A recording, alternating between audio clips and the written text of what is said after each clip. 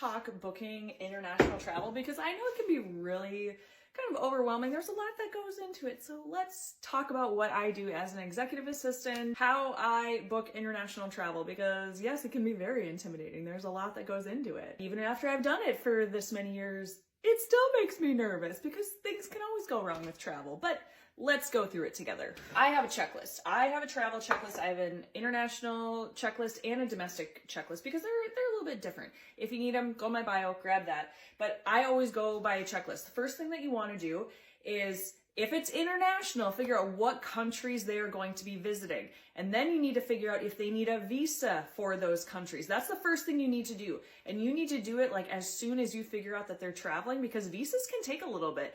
And man, I just had to fill out a visa. I mean, not just, it was a few months ago, but I had to fill out the form for my boss to go to India. I had to fill out this questionnaire for my boss, and this questionnaire had so many questions to it. Like there's a lot that goes into it. So anyone that's traveling, you got to make sure that they do their visa and that they get that submitted. If your company doesn't already use like a visa company or like that they work with someone, I mean, the only company I know is CIBT Visas. That's the one I always go through, and they tell you exactly what you need. But what I also did is I talked to someone that lives in India, and I asked them, okay, which visa do they need? Is an electronic one fine, or do they need a different one? And she confirmed which one that they needed. So that made my life a lot easier because it's already a little stressful. Like you don't want them to get held up in customs or anything. So yeah, visa number one, and especially like you don't want them to get to the country that they're going to and not have a visa, not have a work visa.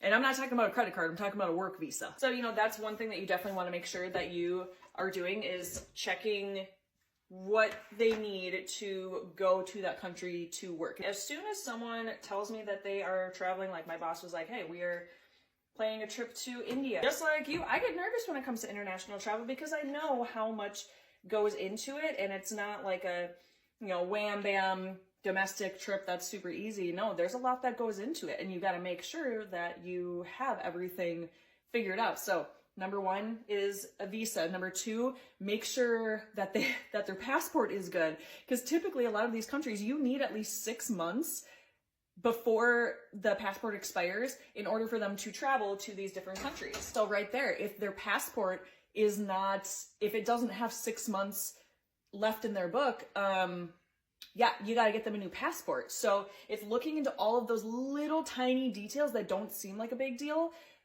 but they're needed for travel. Luckily, I had a contact on the ground in India.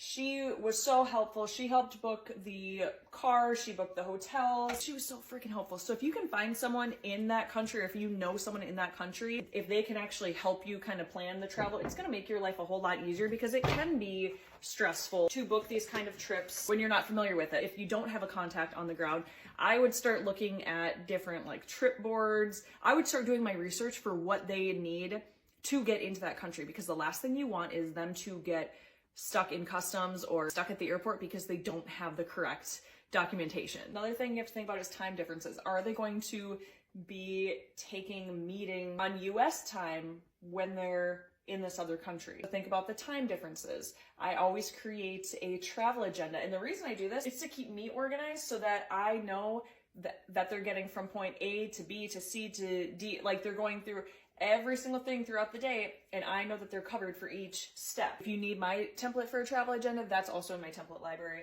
with my checklist, so you get all of those together. I do a lot of research. I Google it. Don't worry, I Googled it, okay? That's how I learn a lot of stuff, is from Google, is from researching, is from reading different travel boards for that specific country even, and getting familiar with it. Big thing here is using a checklist.